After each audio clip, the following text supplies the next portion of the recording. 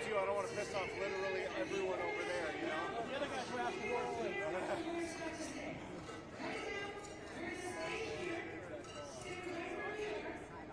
I'll pull it, but if people start screaming, I'm going to stop. Oh, back. Back? Oh, okay. Good? No, it was everyone sitting there with you guys.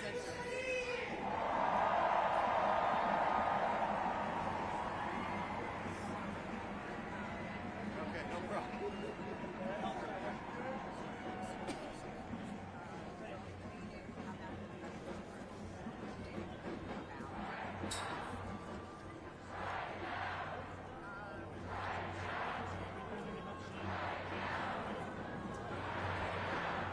They're going to send him back.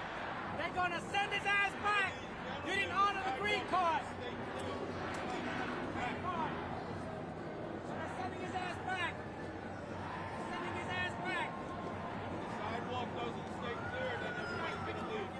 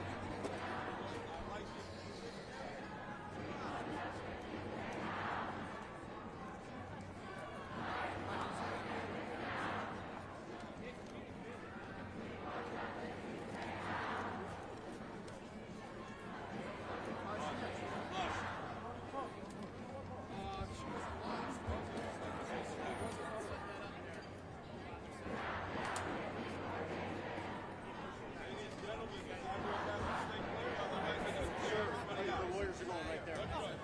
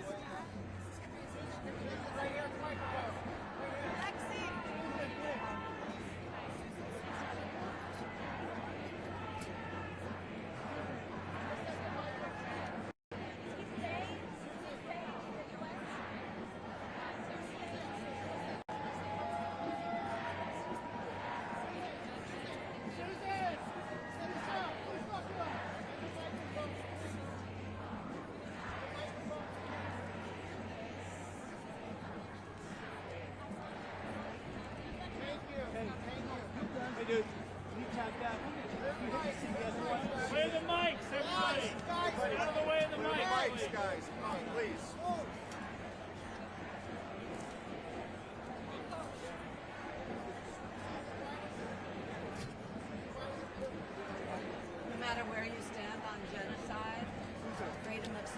sorry. Can you hold it? Can you hold the mic?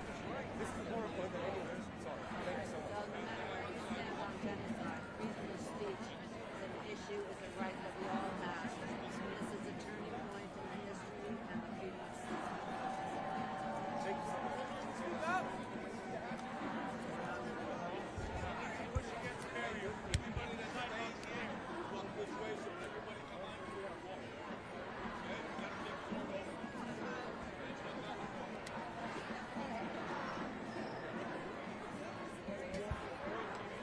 Everybody, can we take 2 to 4 steps back? They need a little bit of space at the microphones, please.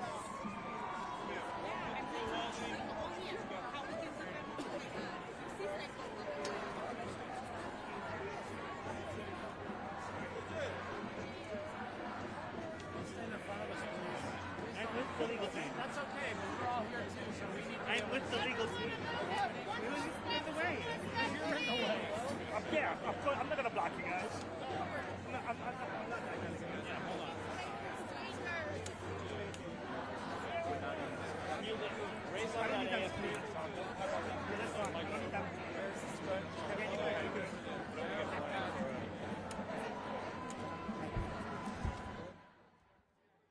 Proper legal basis to do so. He indicated what he thought the proper legal basis might be, but it's up to the parties to make those particular arguments. So a lot of process, but no real substantive justice for Khalil. And he remains in an ICE detention facility in what has been called Louisiana, which, as we know, is a state, not a specific location. Okay. Anything else? That's it. Thank you so much. Appreciate it. Always good to see you. You're welcome. Thank you. Turn it off?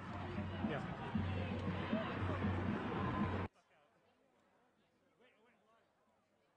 We all have live cameras here. Yes, I get that. I get that. I get that. Get the fuck out of my face.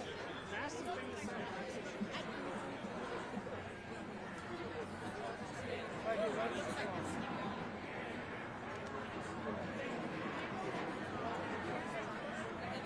You gotta leave some room for the sidewalk. You gotta let people pass through. Let's go.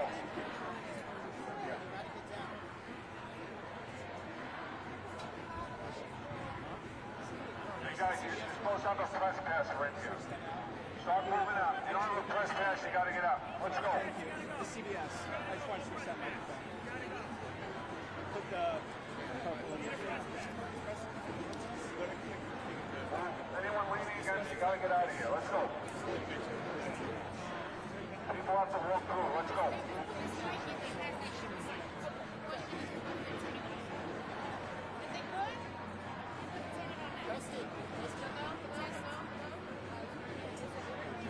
Do you want to pass a message with this?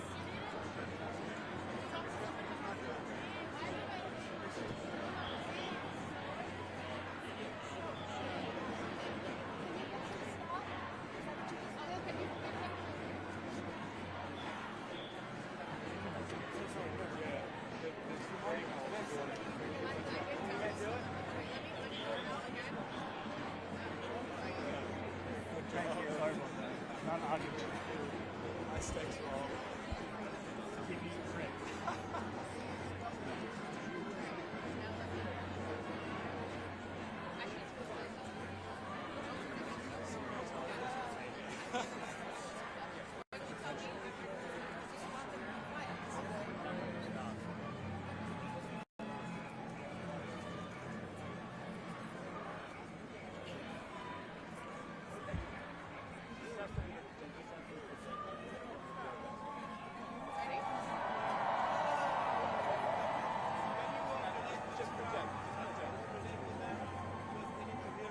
They're gonna try it now.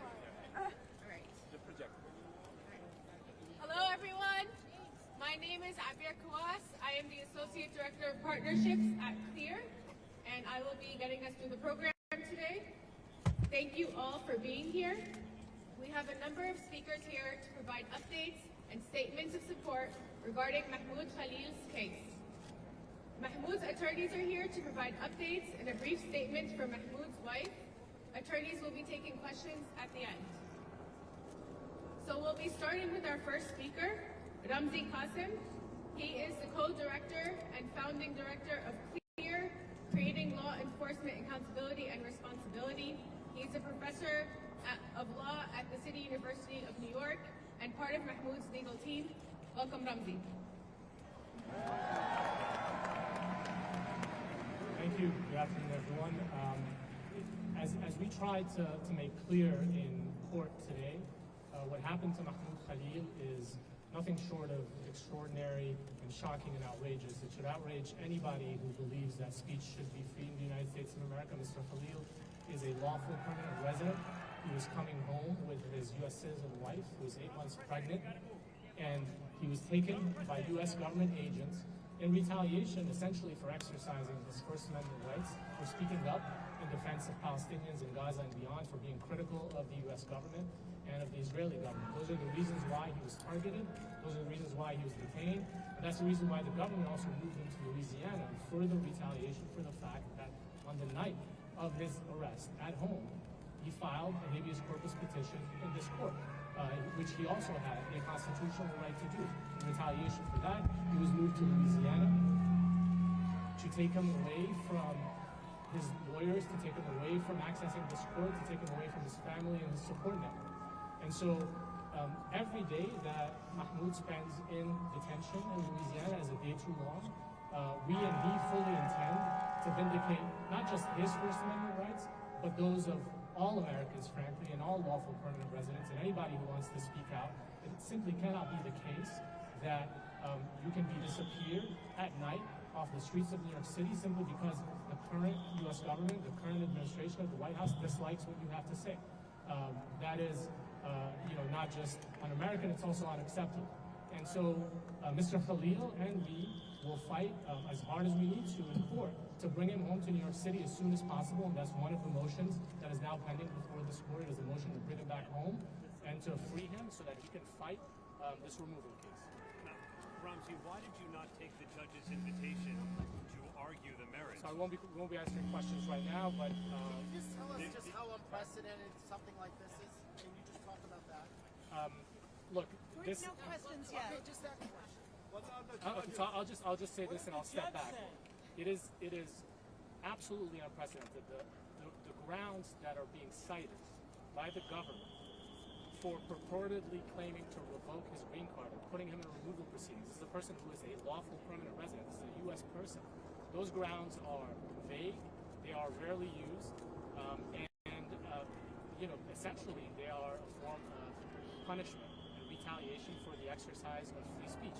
We think it won't fly in federal court. We think it won't fly in immigration court, and it certainly should not fly in the court of public opinion. Why not raise that today? The judge gave you the option. All right, thank you, Ramzi. Next, I'd like to introduce Bahid Azmi, the legal director of the Center of Constitutional Rights, also a member of Mahmoud's legal team. Bahir Azmi, B-A-H-E-R, A-Z-M-Y, from the Center for Constitutional Rights. Mr. Khalil's detention has nothing to do with security. It is only about repression. The United States government has taken the position that it can arrest, detain, and seek to deport a lawful permanent resident exclusively because of his peaceful, constitutionally protected activism. In this case, activism in support of Palestinian human rights and an end to the genocide in Gaza. The government takes the position that because the Secretary of State finds his dissent unacceptable or contrary to U.S. foreign policy, he can be deported. As Ramzi suggested, it's largely unprecedented, save for ugly historical precedents, including the Red Scare and McCarthyism. That's what we're talking about. We're also talking about a period of repression that the Center for Constitutional Rights knows well, following 9/11, when we were in the courts trying to get people out of secret detention. One thing that's different now is the legal infrastructure is so much stronger, and everyone out here on the streets knows that we cannot hide in the face of this amount of repression. We will be fighting in the courts and fighting in the streets to bring Mahmoud home and prevent this level of repression from spreading to many others, as the administration has threatened to do. Why not argue the merits in court today, sir? The judge invited repeatedly. Thank you, Bahid. Now we'll hear from Professor Joseph Howley, an associate professor at Columbia University. Good morning. My name is Joseph Howley, H-O-W-L-E-Y, and I'm an associate professor of classics at Columbia University. The last time I spoke at a press conference was April 18th. That day, police officers in crowd control gear entered our campus for the first time in decades and carried off dozens of students who were peacefully and quietly encamped on one of the enclosed lawns in front of our library, threatening no one. As I watched this unfold in horror, I was asked to speak at an emergency press conference alongside Mahmoud, who had just been asked to negotiate on behalf of the encampment. It is always dangerous to speak in public for Palestinian rights, safety, and freedom with your face uncovered and your name declared. You can be sure you will be harassed, doxxed, terrorized. People will try to get you fired from your job. For speaking here, I will receive a new round of death threats, slander, complaints to my employer. When I step down from here, I will publish these remarks to protect me from the inevitable attempts to misrepresent my words. And Mahmoud, as a student negotiator, took these same risks and many more. Mahmoud is a man of decency, honor, and kindness. He has distinguished himself in his work as an advocate and negotiator, as someone committed to peaceful resolution of difficult situations. He is a consummate diplomat in his disposition and his character. What the Trump government is doing to Mahmoud is obscene. It is unreasonable, intolerable, unconstitutional. So why do they think they can get away with it? The Trump administration is betting that Americans will happily look the other way as one more Palestinian is victimized here on American soil. They are betting that when you hear Mahmoud's name or the word Palestinian, the parts of you that make you a thinking and rational and caring person will switch off, and you will believe the worst about him, and you will turn a blind eye to these grave violations of his rights. And after what I've seen over the last year and a half, I'm not sure they're wrong. Anti-Palestinian groups have spent all year casually leveling the most dangerous accusations on the flimsiest grounds, and members of our own community have repeated them. Don't like seeing a kafiyeh? Call them a terrorist and call the cops. Don't like their views? Call them anti-Semitic and get them expelled. Don't like that your Jewish colleague has the chutzpah to say free Palestine? Report him for Jew hatred to a university task force. Don't like seeing a broad and diverse movement of courageous young people standing together against the ethnic cleansing of Gaza? Call your friends in the government and send the feds to their door. As an educator, it disgusts me that anyone who wants to be taken seriously in association with a university would deal so ignorantly with language and truth. But more than that, I am ashamed as a Jewish person that this kind of slander has found currency in some parts of my own community in service of the racist and anti-Semitic Trump agenda. Trump's claim that this atrocity combats anti-Semitism is insulting. We will not take lectures on anti-Semitism from segregationists and neo-Nazis. We will not allow a white supremacist president and his party to claim the mantle of Jewish safety as they shred the Constitution and spin outlandish legal theories to justify the suppression of dissent and the brutalization of those who oppose war and apartheid. One of the most insidious forms of prejudice toward Jews is the trope of dual allegiance, which suggests that we Jews, because of our ethnicity or religion, have secret political commitments at odds with the communities we live in, that we are not to be trusted, that you should always believe the worst about us. When Donald Trump sneers at globalists, this is what he means. And when I see people unquestioningly trafficking in the wildest assertions about Mahmoud just because he is Palestinian, I hear the exact same kind of prejudice that drove generations of my own family from their homes in Europe. Anyone who spread the lies about Mahmoud that resulted in his detention should be ashamed. And if you find yourself believing whatever someone tells you about Mahmoud just because he is Palestinian or because he spoke up against a murderous war that you somehow still support, I can only implore you to scrutinize your own soul.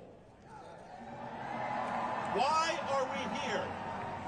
because we want our friend back. But we are also here because what happens to Mahmoud could happen to any of us.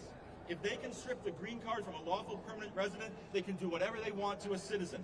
If you're waiting for permission to think of this as a crisis, here it is. What has been done to Mahmoud goes far beyond whether or not you agree with the cause of Palestinian liberation. Where exactly are we in the poem that begins, "When they came for the communists, I did not speak out"? Well, they've already come for the asylum seekers. They've come for the migrant families. Now they've come for Mahmoud Khalil. It's not a very long poem. So how far down the list do you think you are? I've been proud to stand as a Jew beside Mahmoud Khalil and call for a free and just and peaceful Israel-Palestine. It is my honor now to stand before you and call on what remains of the United States government to do the right thing and free Mahmoud Khalil. Thank you.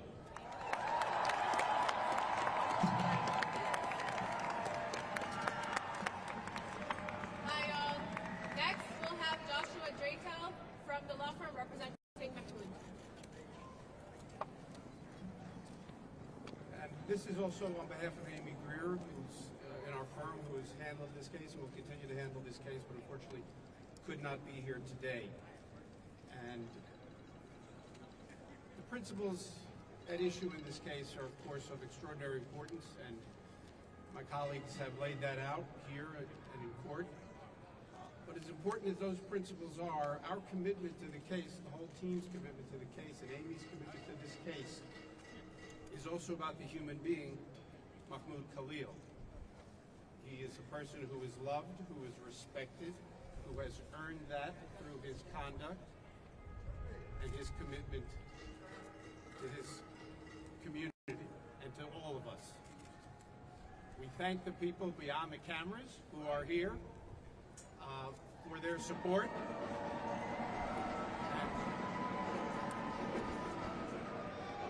And we appreciate it, Mahmoud appreciates it, and ultimately the rest of this country and the world will appreciate it. Thank you. Thank you. Next, we'll have Professor Nadia El-Hedj, a professor of anthropology at Barnard and Columbia. Hello, my name is Nadia El-Hedj. Last name is A-B-U-E-L-H-A-J. So how did we get here? How did we get to the point where Mahmoud Khalil, a mild-mannered and thoughtful Palestinian political activist, a legal permanent resident of the U.S. who has not been charged, let alone convicted of a crime, can be picked up outside his home and shipped to a Louisiana detention center? That the Secretary of State and the President can name him as the first of many who will be rounded up and deported for what is, in fact, political dissent. This is a witch hunt of an order we have not seen since the McCarthy era. Then the archetypal threat to America was the allegedly communist Jew. Now it is the allegedly anti-Semitic Palestinian. But lest the Democratic Party feel self-satisfied as the Republican administration takes a sledgehammer to our basic constitutional rights, this did not begin 2 months ago. Beginning in the fall of 2023, most Democrats in local, state, and national levels joined in the maligning of Palestinian and pro-Palestinian demonstrators. They labeled the movement anti-Semitic as operating in support of terrorism, ignoring the reality on the ground to which these students were responding. The urgency that you saw, the rage even, of student demonstrators last year was driven by a commitment to the urgency of the situation, the need to stop the genocide in Gaza. The Democrats, however, crawled into bed with MAGA Republicans quite clearly in congressional hearings that began in the fall of 2023, when university presidents began to be hauled before the committee, as if the hearings were actually about anti-Semitism. The party of Charlottesville, the party of Nazi salutes and support for Germany's neo-Nazi party, the AfD, is not concerned with anti-Semitism. And no Democrat that has aligned with them can be taken seriously on that front.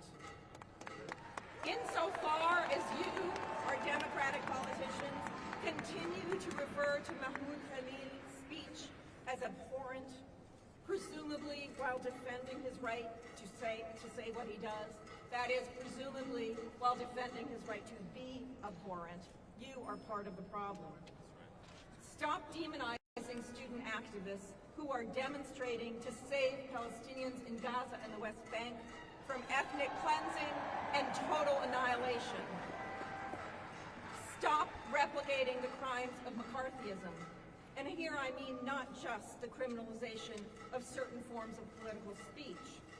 More fundamentally, I mean stop replicating the crime of demonizing an entire group of people as dangerous, as a threat, as abhorrent even. Then it was Jews, now it's Palestinians. Free Mahmoud now and stop the witch hunt against other students.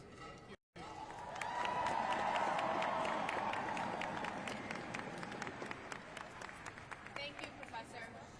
Next, I'd like to bring up Shaza Al-Dalal, one of the staff attorneys at CLEAR, who will be reading a statement by Mahmoud's wife.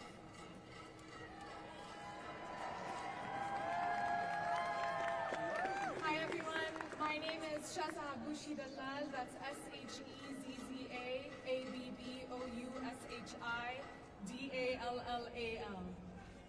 I am a staff attorney with the CLEAR Project and one of Mahmoud Khalil's attorneys, and I will be reading a statement on behalf of Mahmoud Khalil's wife, who does not wish to be named. My husband was kidnapped from our home, and it's shameful that the United States government continues to hold him because he stood for the rights and lives of his people. I demand his immediate release and return to our family. His disappearance has devastated our lives. Every day without him is filled with uncertainty, not just for me, but for our entire family and community. Our loved ones are struggling with the pain and fear of his sudden absence. And yet, we are not alone.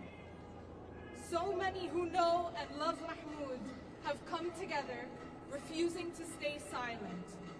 Their support is a testament to his character and to the deep injustice of what is being done to him. Thank you.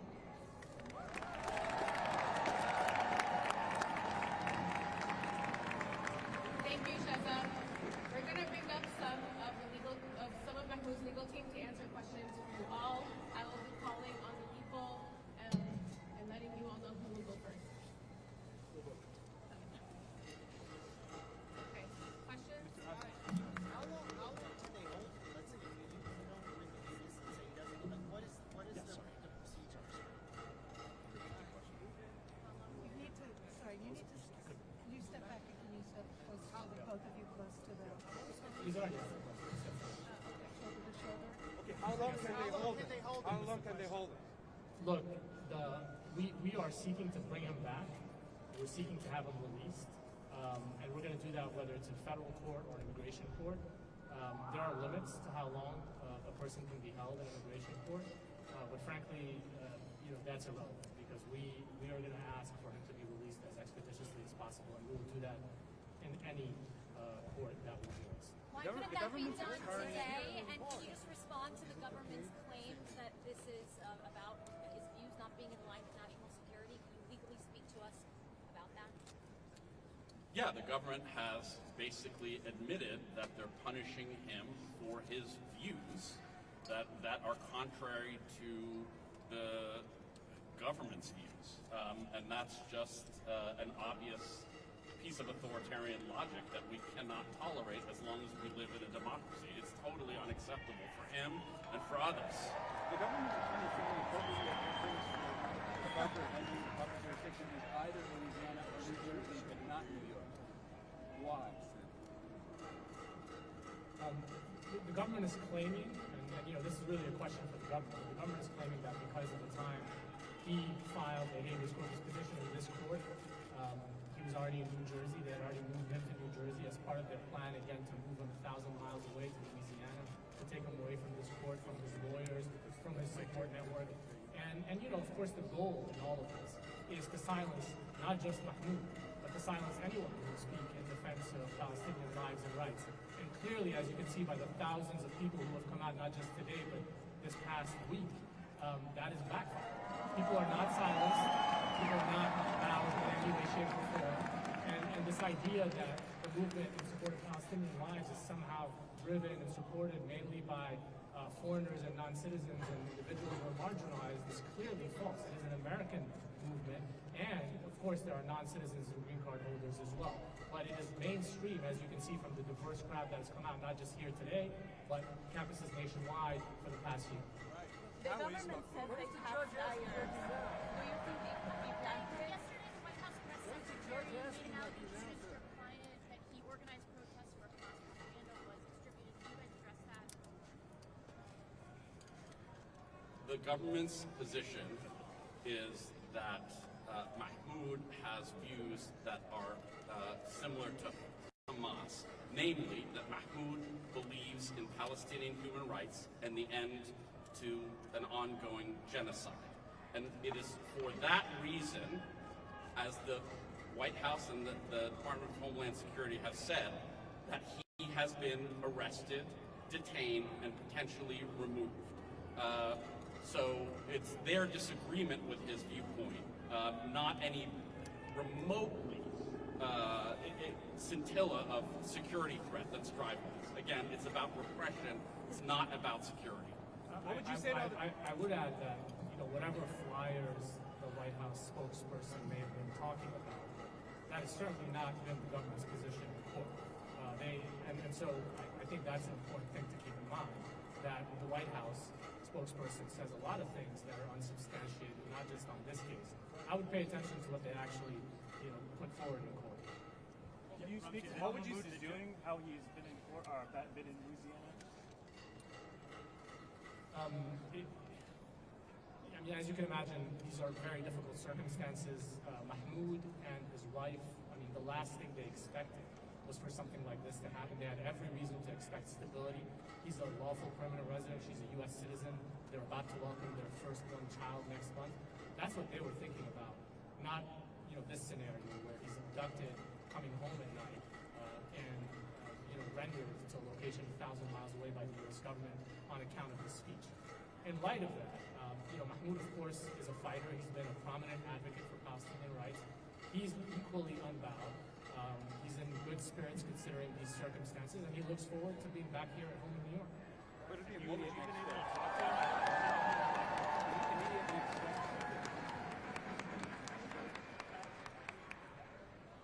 The questions about immediate next steps, we will be filing amended papers demonstrating joined by our colleagues from the ACLU and the New York Civil Liberties Union, filing amended papers that substantiate in more detail the unlawful nature of his detention, and thereafter will pursue an expedited schedule to have the court hear his demand that his detention is unlawful and that he should be released.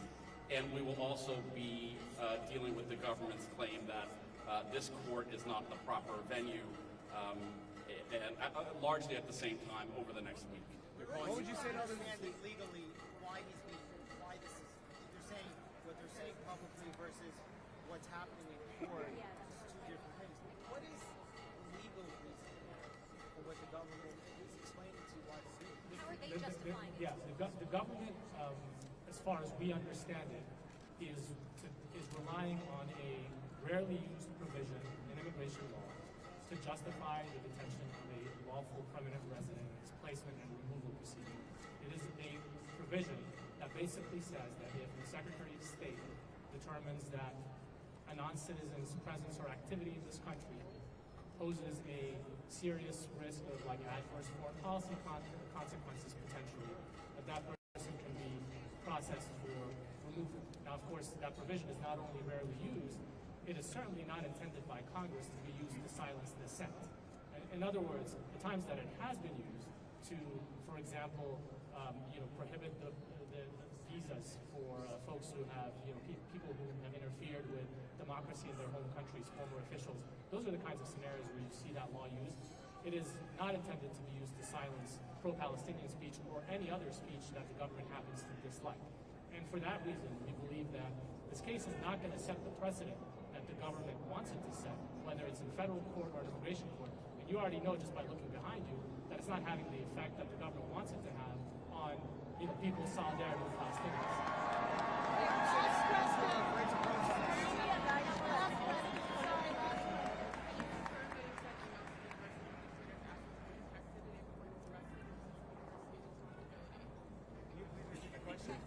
So the question was whether we can confirm that he sent an email to the president of Columbia University the night before he was arrested and detained to basically put the university on notice that he was feeling unprotected by the university and that he was worried about detention by ICE and doxing and actions by private actors. He was in fear for his life and well-being. That is accurate. He did send that email to the head of Columbia University, and I think his email raises an important question. This is a university that has spent the better part of the last year talking about its duty to protect students and to keep them safe. But in a scenario where numerous students are being approached by ICE on Columbia's campus, and one Columbia student, Mahmoud Khalil, has been effectively disappeared by U.S. government agents, again, on Columbia's property, the university has been remarkably absent and silent. Student at Fordham, one more question, please. Student at Fordham, one more question, please. Thank you all. We're going to wrap up here. For any questions regarding details about today's speakers, you can come to me or Jen here. And I want to thank you all for coming. I want to thank all the people who are out there in the crowd listening. And I want to remind everyone that the family has asked for privacy at this time. Thank you.